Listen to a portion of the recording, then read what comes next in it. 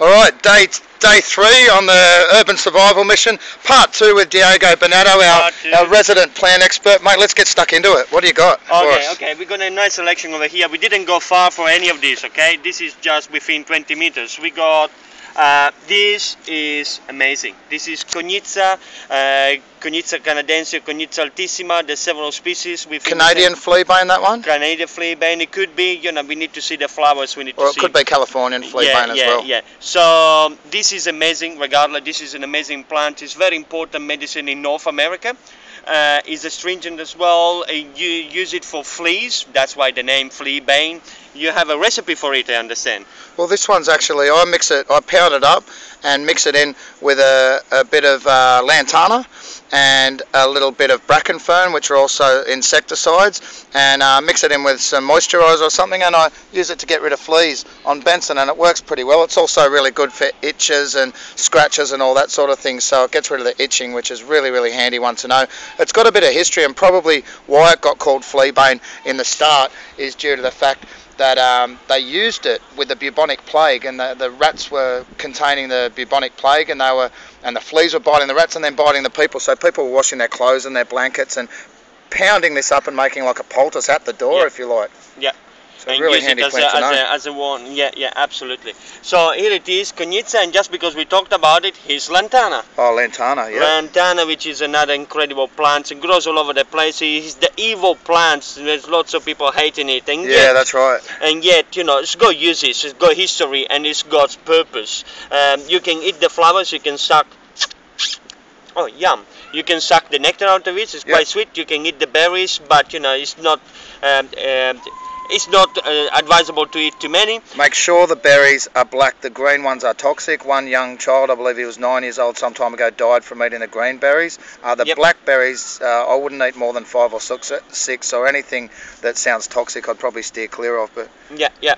And yet, it's all over the places, and it's here with us. Really useful one. There's a few other uses for this. In Brazil, they pound up the leaves and mix it with hot wax, and then dip the wick in it and make mozzie repellent candles out of it. They also pound up the root and make an infusion out of it, like a tea out of it, and use it to treat cardiacal infections, whooping cough, all sorts of different stuff. So it's a really handy plant to know. Again, don't go trying this at home, guys. This is stuff that I've researched, not stuff that I've attempted myself when it comes to the lantana. There's about 180 different species of lantana. This one's Lantana Cameron. It's an introduced species.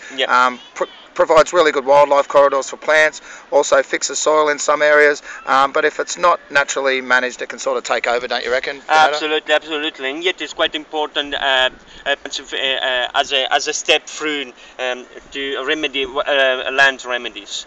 Over here, you have something that you can tell more something about. Yeah, well, that's from the Cissus genus. It's kangaroo vine, is its common name, and you can eat the young leaves of both the Cissus antarctica and the hyperglocca.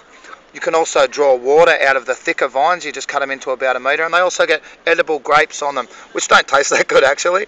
If you get them in the right area, they taste pretty good. But the other one, the 5-fingered water vine, has got 5 leaves on it, and that's the one that you can draw water out of the vine, which grows all around urban areas as well if you get into the sort of rainforesty areas. Yeah. What else have we got? And while we're talking about vines, let's go to the queen of vines over here. This is beautiful flowering blackberries.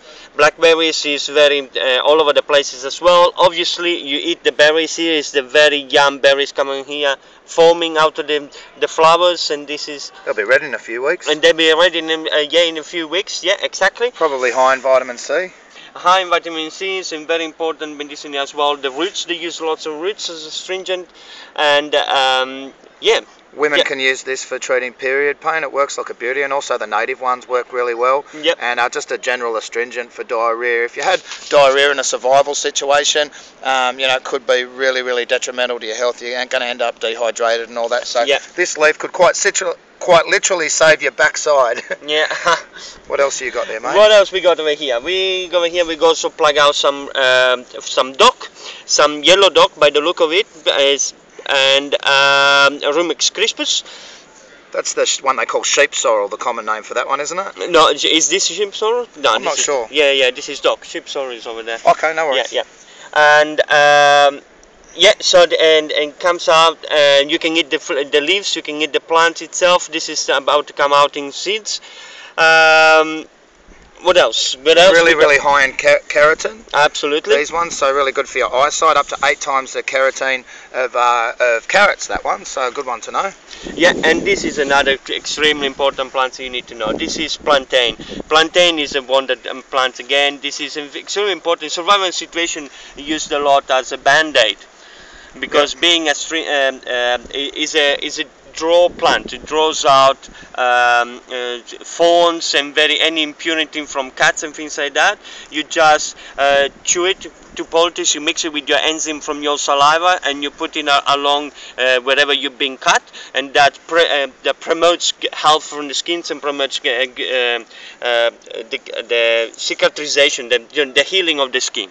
Okay, beauty. And this one at the end here, this part, is essentially psyllium husk. It's from the Plantago genus, and I've used this to stay regular, and it scrapes out the intestines. It's an absolute beauty. Clears up the eyes, gives you a really nice boost. It's a bit like a native enema, if you like, or an introduced. This is an introduced species, this one, but there is some native species of that. But we're not going to discriminate, are we? Being no, we're just going to take advantage whatever we got. We're just going to work with whoever and what. Survival of the most cooperative, don't you reckon? Absolutely. All right, we've got one more plant we can talk about. One more plant. This is a senior plant as well. This is Bidens pilosa.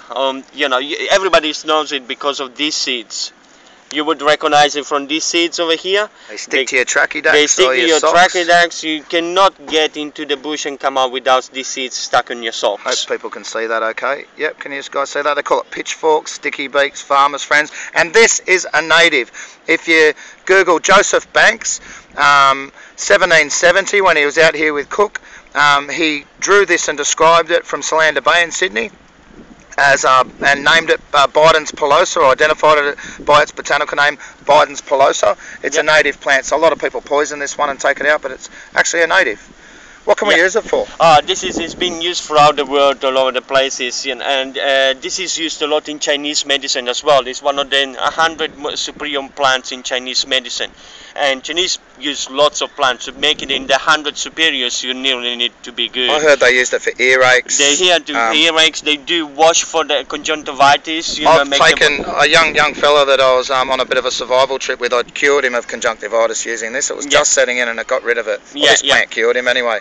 In Africa, they use it to treat arthritis. They make a really strong mixture out of it. It's a traditional plant there. And they also use it as food. Absolutely, as food. In Lebanon, they hang it up, or what I heard from a Lebanese person is they hang it up in the shops and they sell it like a spinach. I don't mind the slightly bitter taste. Apparently, the little buds are high in calcium. And it's actually quite aromatic. It's quite good as a spice as well, as a herb for your dishes. It's got lots of variety of flavors inside it. You eat it, it tastes first off as oregano with a bit of sage, and it's quite a complex taste.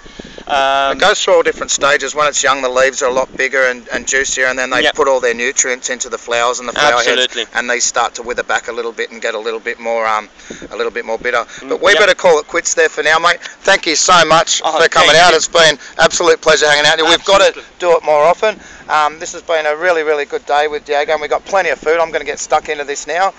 We're not only surviving in Avoca, we're thriving today. So thriving. Absolutely thriving. So I hope you guys can keep following us. Cheers.